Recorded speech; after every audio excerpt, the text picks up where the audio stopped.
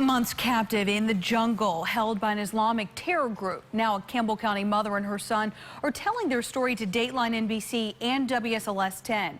Kidnapped airs right here tomorrow at 10 o'clock.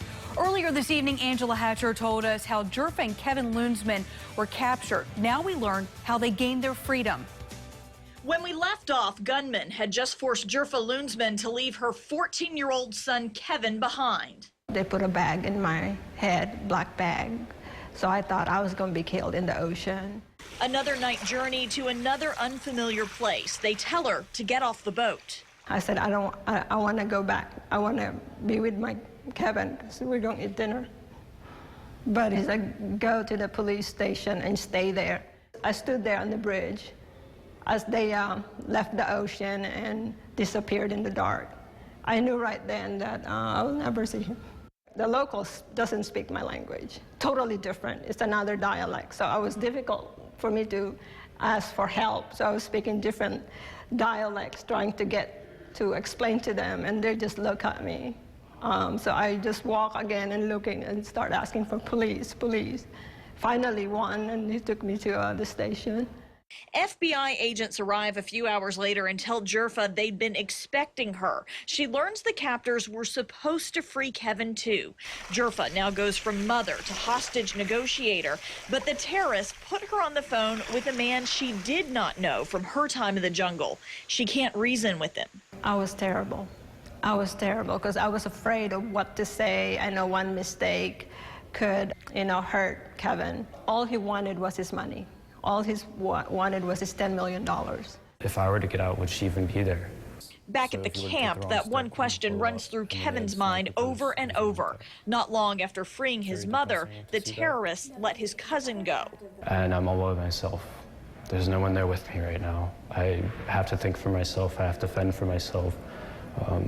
It's all on me now. The memories of home, of my father, of my mother, everyone, it kept me going. It gave me a reason to want to get out, to want to go home, because these people were waiting for me. And I wasn't going to fail them. If I were to die trying, at least I tried. The boy's opportunity came one day while washing his clothes. Kevin says his captors had gotten too comfortable, had started to trust him. And I was looking out, and I could see no one walking in the fields or in the surrounding forest. And at a point, it was just like a light bulb moment. And I realized that I'm most likely alone.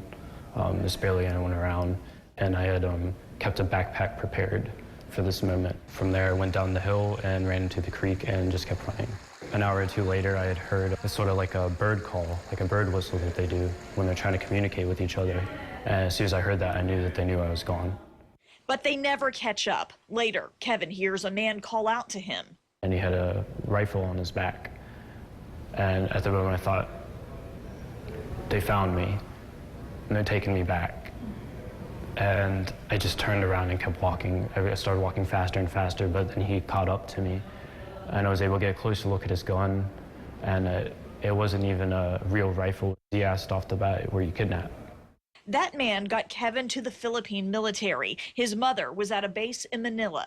I was trying to stay calm because I was talking to Kevin, and I know we only have like 30 seconds. It's not a long time because we want him out of the island as fast as possible, make sure he's safe. The only thing I wanted to know was like if they release him or escape. And he's like, Mom, I escaped. I did it myself. Kevin learns his cousin is also safe. Then the reunion. After 2 months apart, he doesn't recognize Jerfa at first. Her hair was messed up. I could see tears, and then as I got closer and closer, I was like, I know who that is. That's my mother. I was checking all his legs, his arms, make sure they're all intact, nothing's missing. And though an ocean once stood between them, Jerfa would know her child anywhere. Angela Hatcher, WSLS 10.